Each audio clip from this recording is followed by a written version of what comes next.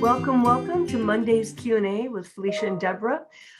We appreciate everyone who is joining in, and we look forward to a information-packed 45 minutes here because there is lots going on and things continue to move. And so there are 5 key topics that we plan to address today.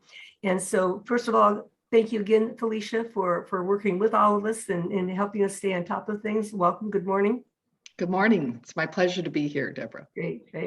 And again, I'm Dr. Debra Dupree, and I host these Monday Q&As with Felicia. And again, our goal is to continue to get information out there to the school districts and agencies that we serve. And so we appreciate this opportunity to engage in this.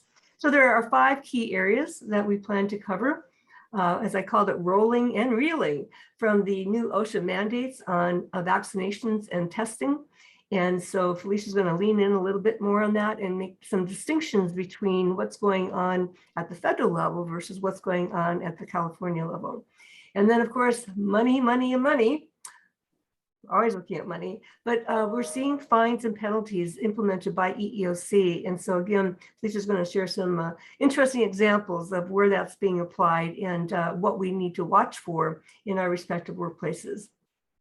And then some new guidance from the Department of Health and Human Services about dealing with long-haul COVID conditions. And so something new to be looking at. And then to do or not to do an IPM. And how to make the call. And we'll talk about that from several different perspectives. And as we increase the range of medical conditions that we're dealing with, there's just some ways of thinking that will make it safer for you in every which way. And the new world of hybrid work. And I've been doing a lot of research on this particular area on a wider application, not just medical conditions, but really, the importance of taking a look at things on a case-by-case basis. And so with that, again, welcome Monday, November 15th, and let's get rolling and reeling with the new OSHA guidelines. So Felicia, what's some updates from your perspective? Well, it changes every day, but I'll go ahead and give the update as I know it. And hello to everybody. I know it's been just a crazy busy time out at our school district since we opened up in the fall. So on November 4th, Fed OSHA, the Department of Labor, Fed OSHA, announced new emergency temporary standards, basically that mirror kind of what we're doing in education here in California per Governor Newsom. The new emergency temporary standards for OSHA require private employers with over 100 employees to develop and implement a COVID-19 vaccination policy or have all of their employees tested weekly and wear a mask at work. Sound familiar? That's very similar to what we already have been doing since October 15th here. There are some key dates. One of the things that happened with the Fed OSHA rules is they went into effect on November 5th, and then they have some real dates by November 5th. Private employers, again, schools and education, we already have our own rules that we're adhering to in California.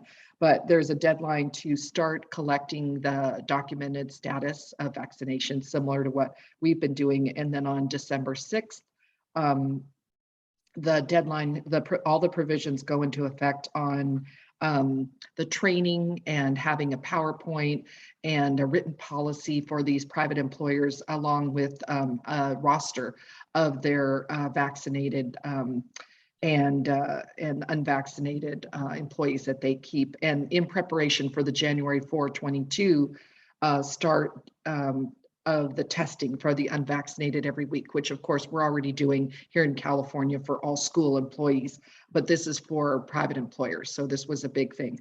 Obviously, there was a lot of contention. The Fifth Circuit Court of Appeals put a stay on this, and it was not lifted on Friday night. And so they have blocked that ruling. And then I just was on a webinar this morning to get updates in preparation for this. So I had the latest and greatest. There is going to be a lottery tomorrow because of all the litigation in all the courts about the OSHA's emergency temporary standard. there will be a decision on what court is going to make a decision on the OSHA emergency temporary standard, because more than half of the US states have filed legal challenges to this. The employment lawyers are telling private employers to go ahead and start collecting this information, because if it turns out that OSHA, this goes into effect, you're not going to have very much time. We obviously at schools, our school employees, we are already doing this. It's 500 pages long, I think, the emergency temporary standard. It is kind of interesting to note, I did go back and do a little research last night. There's only been 11 times that federal OSHA has issued an emergency temporary standard, and it is, they're only allowed to do it when there's, quote, grave danger to the workforce because of COVID-19. That is the reason why they put it, and the emergency temporary standard only lasts for 6 months if it makes it through, the court challenges. Wow, I didn't realize that either. That is a little interesting tidbit. Yeah, that, only 11 times in the history of the Department of Labor, OSHA. Wow, So, and grave danger. Grave danger. So you can only imagine grave danger to the workforce. So that's what, when they did the emergency temporary standards, that's what they're looking at COVID-19, like it's grave danger to a workforce. Yeah. Okay. And so just to clarify for all of our listeners and viewers, California's been way ahead of the game, as we normally are. And I always like to say, and this applies to lots of different things, we can never be less than the federal standard, but we can certainly be more than. And that's existed at the Fair Employment Housing Act has been around even longer than the Americans with Disabilities Act, and oftentimes gives greater protections than what the ADA does. But as a threshold, we always want to make sure that we're meeting at least the federal standards on managing medical conditions in the workplace. And so California is way ahead of the game on these emergency temporary standards, and they went into effect for California on October 15th. And so just, Felicia, just highlight again some of the key components of what that testing and vaccination thing looks like. So certainly the way, because it's the vaccination status is being basically documented by the districts and by their school employers, and then the unvaccinated are being tested weekly at 𝐥𝐞𝐢𝐥𝐿. The managers are managing that, and the testing results are being uploaded into the HR system.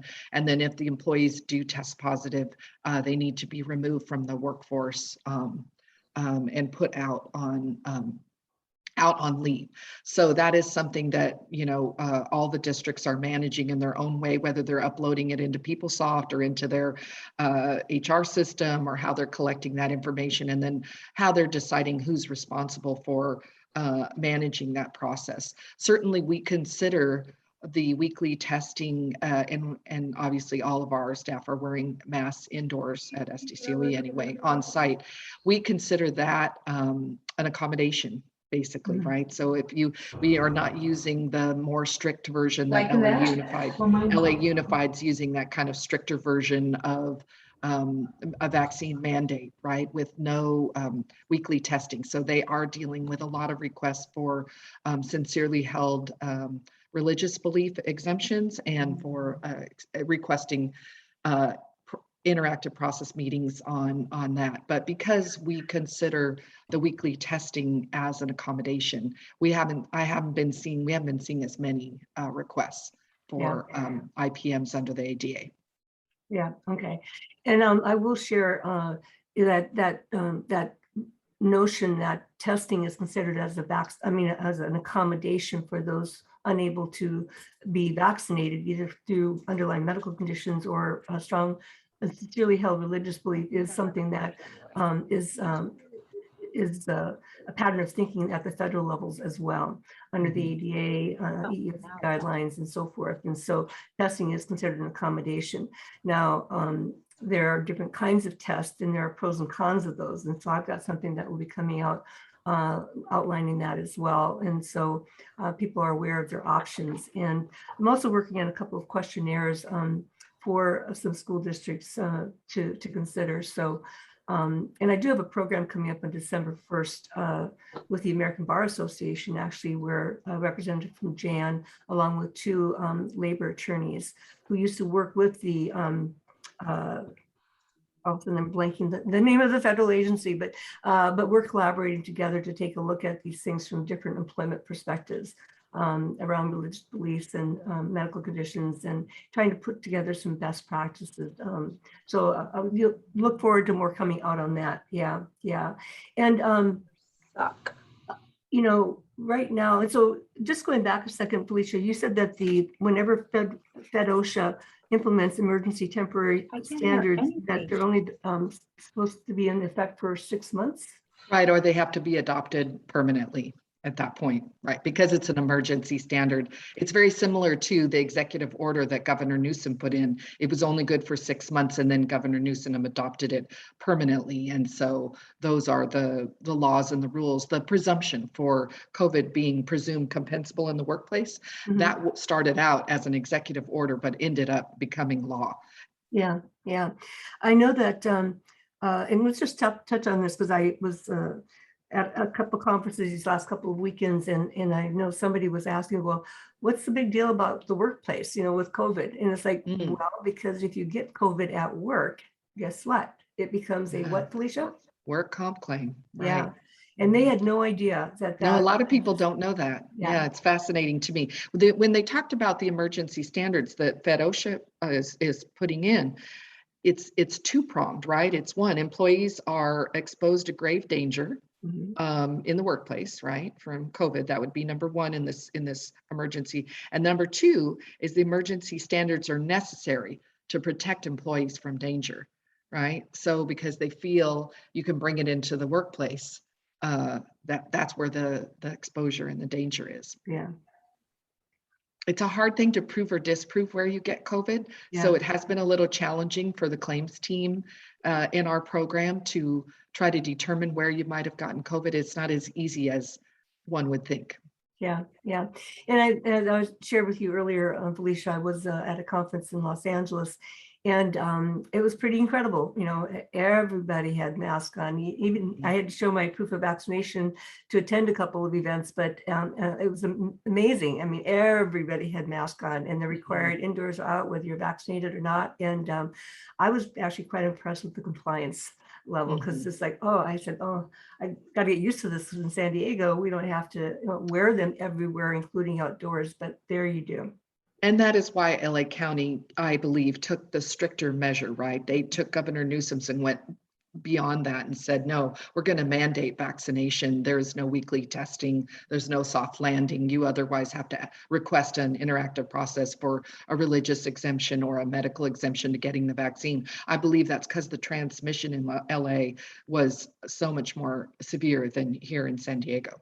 Yeah, yeah. Yeah, well, I'm going to come back to the IPM piece of that and sort of follow along our little agenda here. But let's talk about, the money. And with some of the fines and penalties that have been already implemented. What are some examples, Felicia? So I pulled up some examples, some from EEOC and some from OSHA. So I'll start with the latest one that I saw that I thought would be very interesting to this group. This is a Twin Cities company who was sued by the EEOC and ordered to pay $95,000 in fines to a woman who said she was illegally fired from her office job because she needed crutches to get around the workplace after a surgery.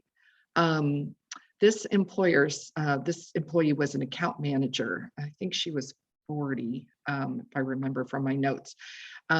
What the employer told her is that she was terminated because she was not 100% healed from her surgery, and asserted that without any objective evidence, she would be a safety risk if she returned to the office on crutches.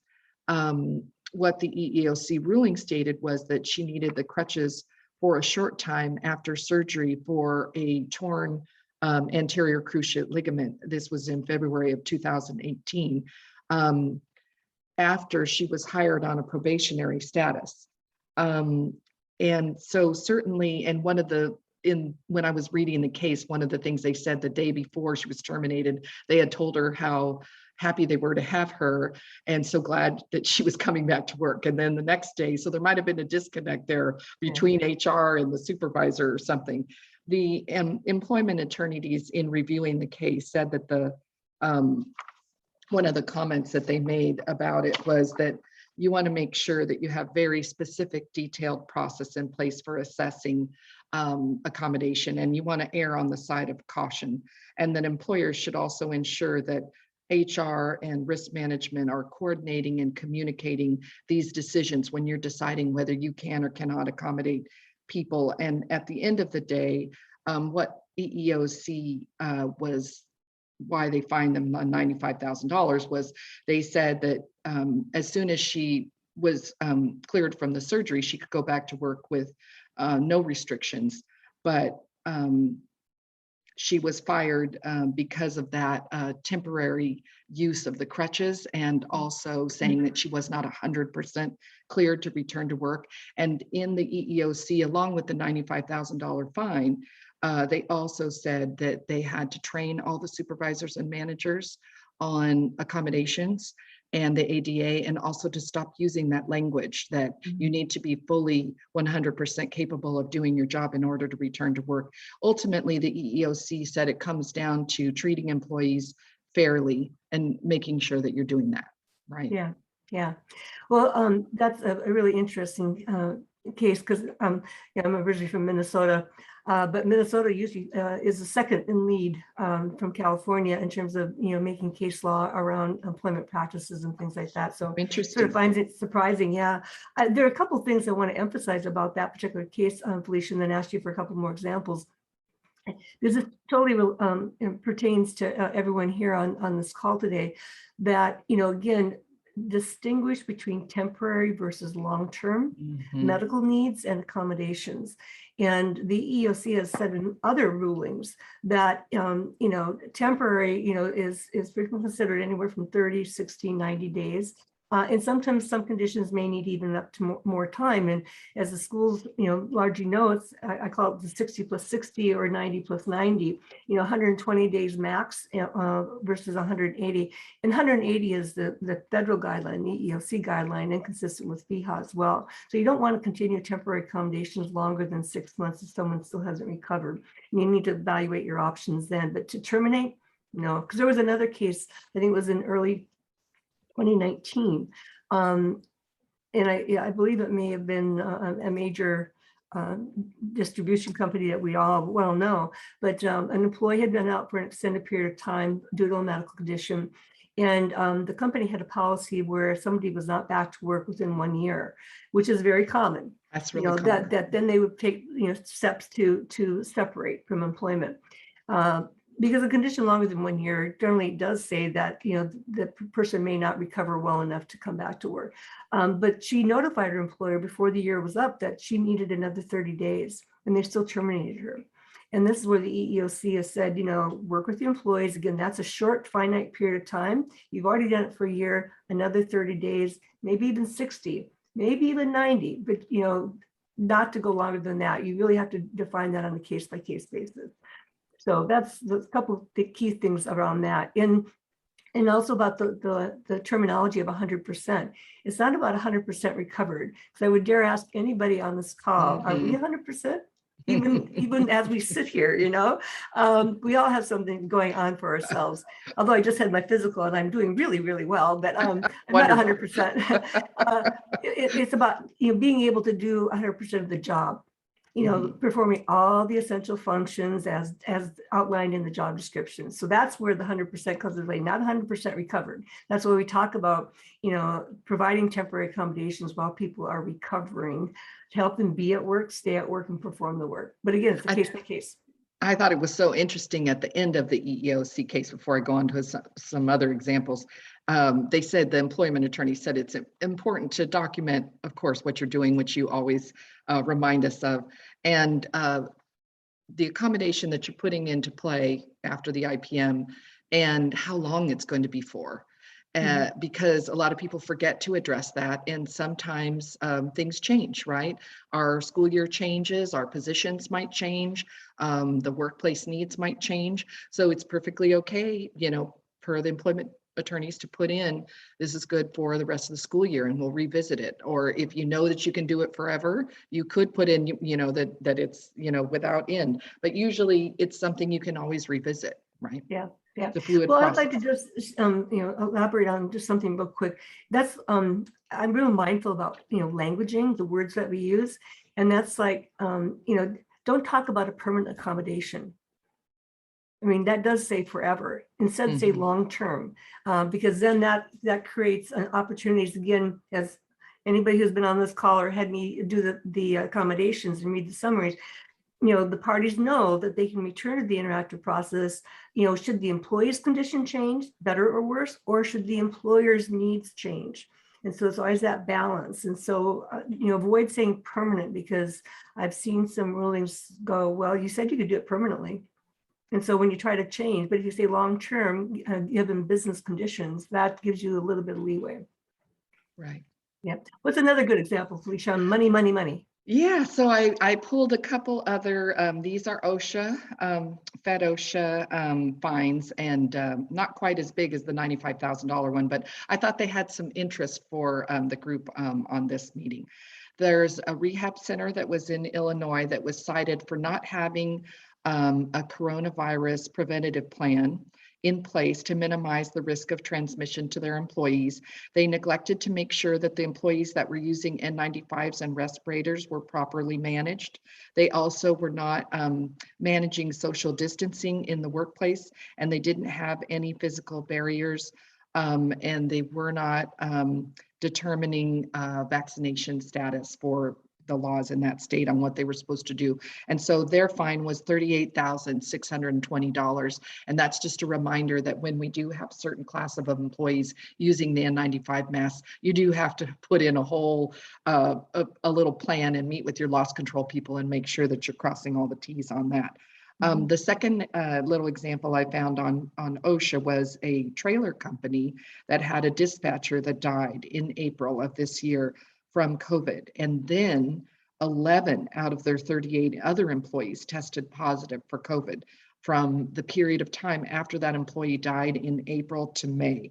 And when OSHA came in, they found out, because they had to report, right, because they had a death claim, that the person who died was, and the other employees were working too closely together without masks, and they were working in the office areas and in the maintenance and custodial areas and in the kitchen areas. And they were all working very closely together without following any of the safety protocols, and they were fined $9,557. So I just pulled those examples just because they're things that obviously we're managing too, right? We're managing mask wearing indoors, we're managing distancing, and we're managing, not only with our office workers, but also in maintenance and custodial and in our kitchens. So even though this was a trailer company, they had a lot of the same departments that we do. So I use that example too. Yeah, yeah. So 95, 38, $9,000 compared to 500 for an IPM. So again, it goes into our fourth point here, but I'll come back to that. So there's a couple of things here that again, a written policy is key, around your testing and vaccination process if you haven't already had it, and then keeping good rosters of who's vaccinated and not, and how that's done, and then also providing training is key, right? Right. Okay. So what are we finding? We're hearing about the long haul effects of COVID. And so I know there's been some new guidance around that too. Yeah, so there was a report that was recently issued by the National Council on compensation insurance. And they estimate about 10% of the people that with mild COVID infection may experience persistent symptoms well beyond 4 weeks or a month after they recover from getting COVID. These complications include fatigue, shortness of breath, cognitive dysfunction or brain fog, what you hear that term, and dizziness and other ailments. And then they looked at up to about 76% of survivors of severe COVID also suffer ongoing effects, including respiratory damage, heart problems, and neurological symptoms. So in July of this year, 2021, the US Department of Health and Human Services affirmed that long-term COVID can be considered a disability under the ADA, and that employers must provide a workplace free of discrimination and harassment and provide reasonable accommodations for individuals that are having some of these symptoms. I've had several districts reach out to me. These were not work comp COVID claims. They were people that got COVID through outside transmission, either while we were closed or working remotely, but they're coming back to work now in the fall and having some of these difficulties presenting at work. And you're right, that's what I told them. These are non-industrial IPMs. These are a disability. And they said, well, how do we know what's wrong with them? You know, they're recovered from COVID. And so there has been a lot of question from employers, like, will it be considered a pre-existing condition for hiring purposes? And what would constitute a reasonable accommodation for some of these individuals with these symptoms? And employment attorneys expect more guidance coming out from the EEOC and reviewing. They feel that everyone should review these in their accommodation decisions and in their policies. And going forward, obviously, it's just like any other accommodation for a disability, right? We want to make sure that our return to work procedures and our IPMs for these employees with long haul COVID, whether they got it at work or whether they got it at home or, you know, through family transmission. Even though we didn't have that many work comp COVID claims, because we did not, and you know why we did not, because we were closed for a large part of last year, or working remotely, or working completely in a scaled down version. But a lot of our employees, while they were not working or working remotely, did get COVID, some seriously, some in the hospital, and then some in a more minor fashion. So I just wanted to bring this to everyone's attention because I have been getting questions about these folks. As you can see from some of these complaints that I discussed, they're pretty vague, right? And could happen to anybody, right? Yeah. You know, I think as we saw just COVID extend much longer than any of us ever predicted, Right. Those first few months, you know, the after effects of COVID are going to be long-term in nature too. And so we're going to continue seeing, you know, adjustments in policies and thinking as we get more and more information. What we know today is very different than what we knew even a year ago. And now we're seeing the effects of vaccination and testing and how successfully it has been brought down, you know, the facial protection, the social distancing, and how much that has reduced, you know, the rate of infection. Are there any, somebody to put a question into the chat box, any particular vendors for the testing process that you see your districts using, or how is that being managed? Well, so I can speak for SDCOE. We're having our employees that are getting tested weekly are going through the county at no cost, right? That is, there was some, I'll say, exploring of all our occupational clinics, because I do have COVID-19 testing negotiated in all the contracts, but it's fairly expensive.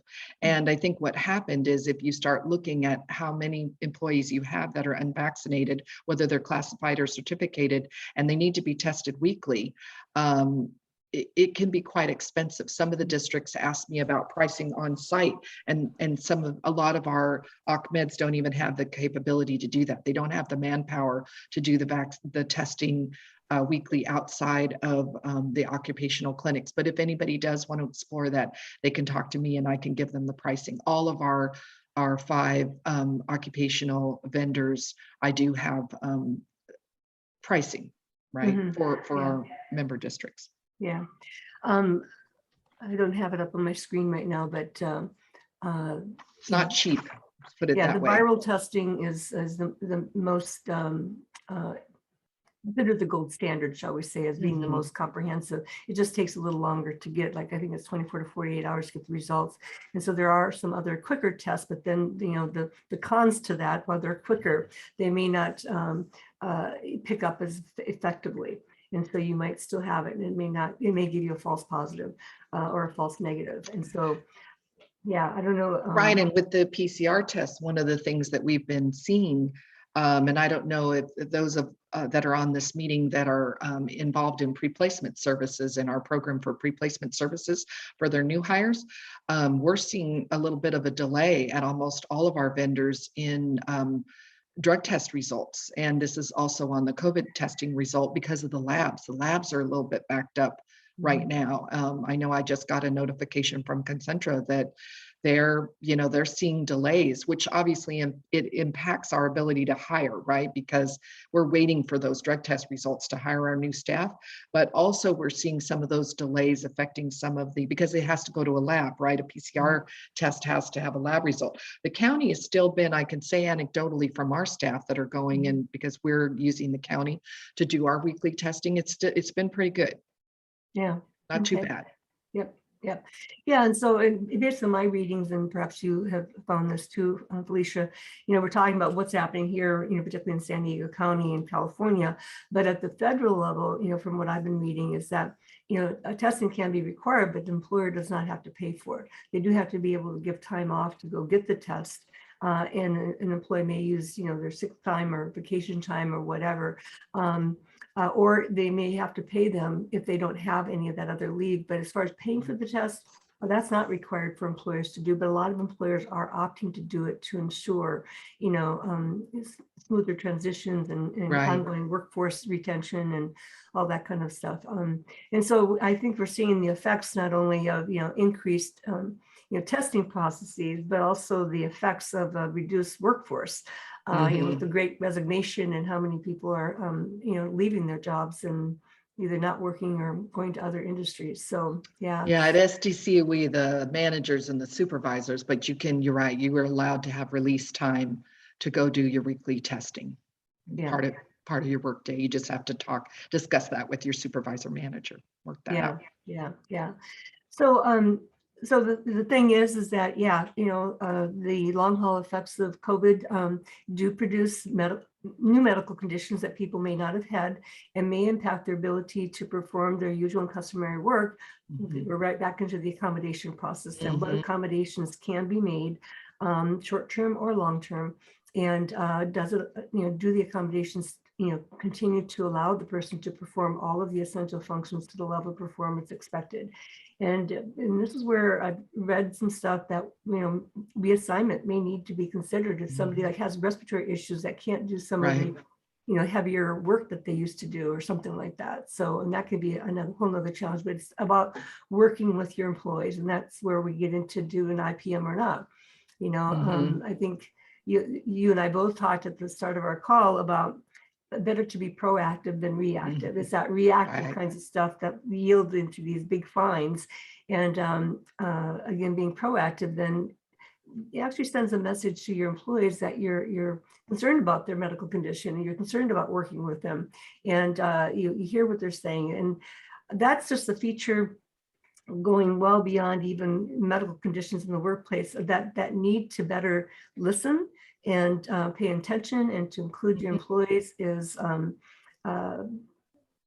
just an increased focal point for leadership at all levels. It's pretty amazing because I do a lot of research on the broader scope of employment issues, given my mediation workplace background and so again, engage. And so any other thoughts you have, Felicia, to do or not to do an IPM? Well, I have a couple cases. I don't know if we have time, just some things that have come up recently from, I always use real examples because I think they're the most interesting to the districts. We've had some really interesting things occur just recently. We had a psych stress claim filed for work comp, and this stress claim is being delayed and investigated at Athens to determine whether it meets the 51% threshold for a psych claim. The doctor's note said the employee can return to work, but not under the supervisor that is they're alleging is causing their stress. So then the district asked the work examiner, do we need to accommodate and do we need to meet? and hold an IPM. So I guess my number one thought about that was the claims examiner is not the person to ask. That's outside of their expertise. That's a ADA, FEHA, EEOC question. They're not specialists in any of those things. And they also asked them if they could ask one of our JPA work comp panel attorneys if they could advise if they needed to accommodate this or if they needed to meet with them. And we see quite a lot of stress claims throughout all of our districts. And what we want to make sure is that the proper person is either, you're right, a consultant that is familiar like yourself with ADA and EEOC, or an employment attorney. So it would be either advisory council or the JPA civil attorneys. So it's a different area where they're answering these questions. The question, it became confusing because of the intersect between the work comp claim that's being investigated and the psych stress claim with that restriction. That particular restriction we see a lot. I know the people on this call, I've talked to many of you, the restriction to restrict the employee, they can return to work, but they can't work at the site, they can't work under that supervisor, they can't work around the superintendent. I've seen a lot of, they can't work in that classroom, they can't work with that student they can't work with anymore. And sometimes these things are not able to be accommodated, right? Mm-hmm. But the need to look at the accommodation and go through your normal process that you would, and the need to meet is very important. Even though a psych claim has been filed in work comp, if it hasn't been accepted yet, I consider the note a request for a non-industrial accommodation. That's how I consider it. But it should follow the normal process. So that was one of the things that's come up recently that was that case was kind of interesting. There's another case that came up that's a work comp claim that's an accepted claim. And the employee had brought in a doctor's note, or there was a doctor's note in June with some pretty restrictive work restriction limitations in it. And they are permanent. It's an MMI, permanent stationary report. The district held an IPM and they determined they could not accommodate the restrictions. The person is still working on payroll. They're not working, they're on leave, at home, going through leave, but they're still an employee of the district. A second note came in from a different doctor, which happens frequently in workers' comp, right? First note was primary treating physician. Second note was an AME, an agreed medical examiner. The second note has different restrictions, different than the first note. And the district asked the claims examiner again, do we need to accommodate? Do we need to hold an IPM or not? And then asked the claims examiner to ask the work comp attorney, JPA work comp attorney, if they could answer the question for them. Because they wanted to do a compromise and release settlement with a voluntary signed resignation, which would normally make an interactive process meeting not necessary. But we haven't started those negotiations and there isn't any CNR on the table, and that is coming, but down the road, right? Mm-hmm. It's not right here and now.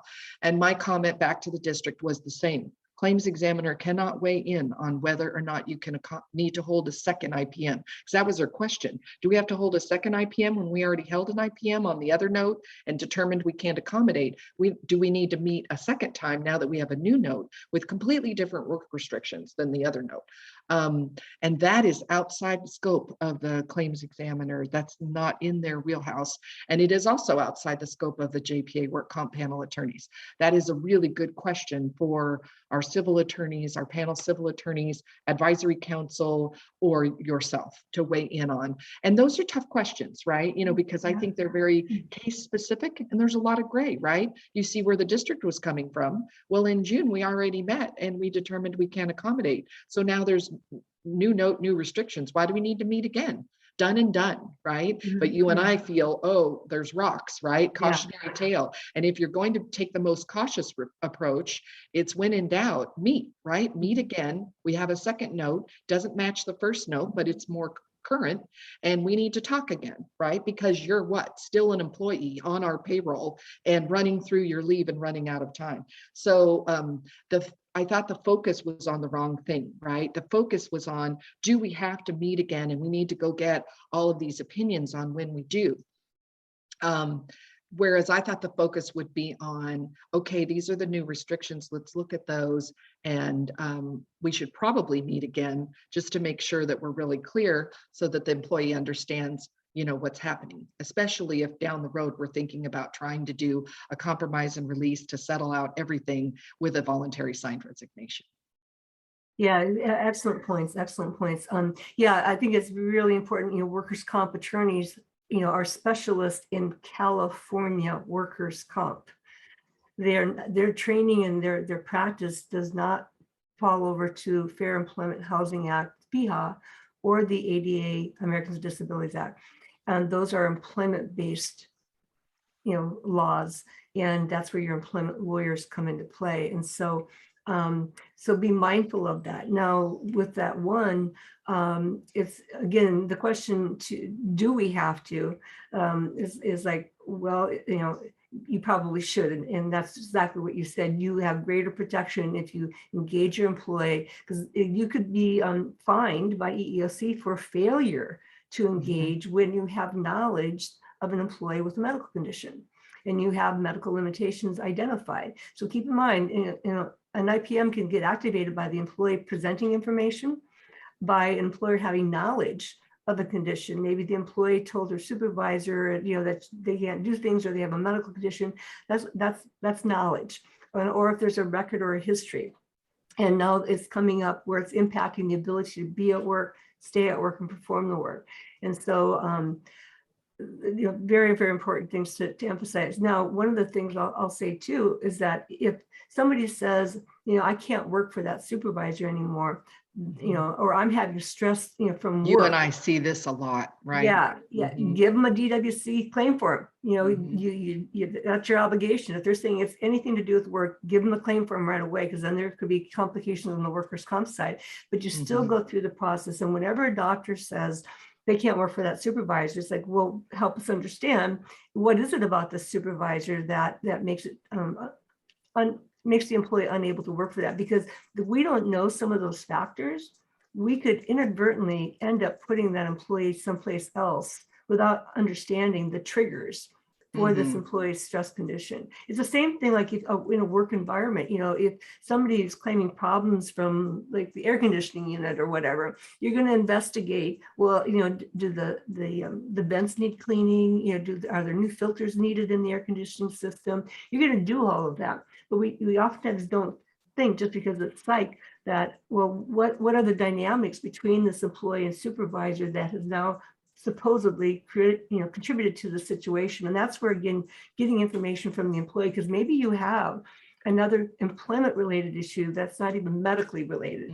It could fall into the other Title VII protections around harassment, discrimination, retaliation. There could be some of that going on. And so you won't know that until you have an interactive process, and then you can make decisions about, well, what are the next steps to take them? And those are, I really do understand with districts, those are very difficult restrictions, the psych restrictions. I did meet recently with a couple of our psychologists that are on our MPN, Dr. Ray and Dr. LaPalooza, who I have a lot of respect for, who treat a lot of our employees and also are both QMEs. And the one thing they told me was, the reason for those strange restrictions, if you and the districts want some help in understanding, is we're trying to calm everything down. So when a stress claim is filed and they're alleging it's a supervisor or a coworker or the superintendent or whoever, or the student in the classroom is the source of the stress, they said, we want to take them out of that environment. That doesn't mean, they said, what we do want is them to get up, get dressed, get in the car, go to work. We do want them to continue on with their routine, but only if you can put them outside of the source of the stress. And then we can start doing counseling and get everything kind of calmed down. But they'd like them to work if they can, but I was explaining to them why these type of restrictions are so difficult for our member districts to accommodate. It's not easy. We cannot just remove a student from a classroom because a teacher can't work with them anymore. That's not a thing. And we can't just say this coworker doesn't work in this department anymore because you guys aren't, are having a stress problem, or it's causing you some psychological trauma. So they're very difficult restrictions to accommodate. I will say most of the districts on a temporary basis are unable to move them off-site or move them to a different department or remove people from their classroom. We still have to go through our process of evaluating and then seeing what we can do. And then being very, of course, empathetic and compassionate about why from a workplace standpoint, we can't, we're unable to accommodate it at this time. Yeah, yeah. And so in those kinds of cases that, and let's say workers' comp is involved, then a temporary reassignment would be considered a form of temporary accommodation while the workers' comp claim is being investigated, and again in hopes to help employees recover. Because I have seen when we remove people temporarily, or again offering a temporary leave of absence, maybe an accommodation so they can take the time to recuperate and get better, that employees have been able to recover and go back. Not all the time, but sometimes we can facilitate that. But that sort of takes us into our last point of, always taking a look at what case by case, what have we done in the past, and does that apply here? We don't have to, start the clock all over again, but we can take a look at past practices and say what's worked, what's not, and would that apply to this situation? And to always emphasize is on a case by case basis, which actually takes me into the hybrid work and ongoing remote work. I know the push has been for everyone to get back on the school sites, as much as possible. But as an accommodation, EEOC said remote work has been a form of accommodation long before COVID ever hit, and for some people that's absolutely ideal. And so you really have to take a look at, well, what are the essential functions of the job? Can they be effectively performed remotely or not? And I think, Felicia, you have an example of one to share, and I'll share one early on in COVID where as employees were coming back, the employee felt she was doing all of her work effectively from home, but she was the executive assistant to a superintendent. And so there were a lot of those support services to the superintendent that weren't getting done and was falling back on the superintendent and sort of voiding that assistant part of it. Right. Sure, she was doing a vast majority of her job, but she wasn't doing some of the key elements, which was to assist the superintendent and in some very, front-facing, ways. So I know you have an example too of somebody who actually is working really well from home.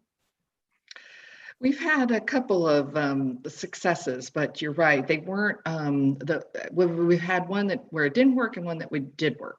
We had a person who worked in student services, but they were really front facing with students. They were helping with registration, and the district did try virtual work, and when we were shut down for a large period of time, virtual work did work. But then once the students came back, the front facing part of this job was then falling to other people, and so then this person did need to return to work, and that there was a little bit of a back and forth, and we had bought equipment to go home, we brought equipment to come back to work, because like you said, some positions are front facing and they need to be in front of the students that they're serving, right, or the parents that they might be serving.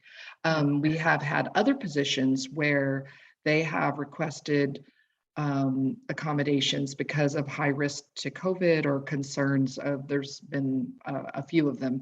And the virtual academies are good places where we've put those people. I love that almost all of our districts have students that are still in virtual learning.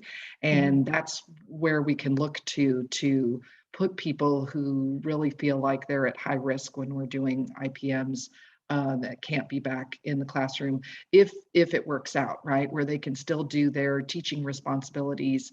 In some cases, we've had to change their hours a bit, and some of them have had to be reduced hours, but that's better. That is still a job offer. That is still an accommodation. Here is your job. Here's your virtual job, but it has different hours than your other job. So there's flexibility, I think, that has to be looked at on both sides. Yes, absolutely. And I know the federal government has, come out with some workplace standards for federal workplaces, including staggered schedules, only having a certain percentage of the workforce on site at any given time. And this is a huge issue for the private sector, in terms of they thought they were going to be back in the workplace in September, and most have delayed that till January. But they're really grappling with just what is the work world going to look like, and for lots of different reasons. The vast majority of organizations are moving to an ongoing hybrid model, and like staggered schedules and alternating days that people come in, having certain times that people must be in order to attend meetings and things like that. But we're also seeing a proliferation of new technology in order to manage the hybrid workplace, and so that people who are working remotely don't feel isolated. And so there's all kinds of workplace relation concerns that emanate from that, but it still has to be done on a case-by-case basis. And we do have a question, and maybe this goes back to what we were talking about earlier, Felicia, as far as the requirements for an actual vaccination card or a form to attest, that you have it, et cetera. So just briefly review what. Sure. So each district's collecting this information in their own way. At SDCOE, we use PeopleSoft. That's how we uploaded the cards. And we had a time period that we had to, everyone had to upload their card into the system. And it did have to be your vaccination card. There is no self-attestation at SDCOE.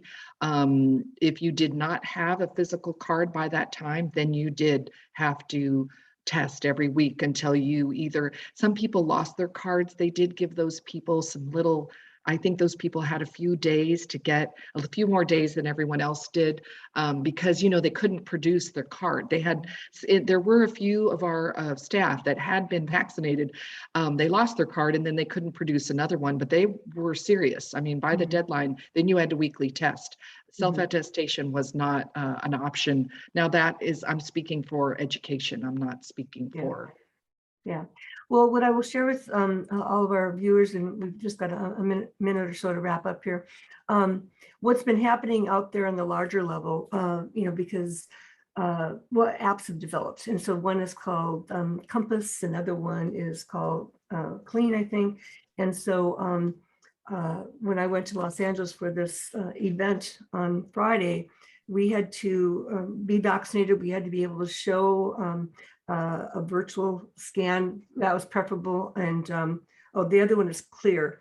And I had to use the Clear one for another event that I was going to. And so what it does is that you do scan, your vaccination card in, and then you populate the dates as far as what to match what your cards say.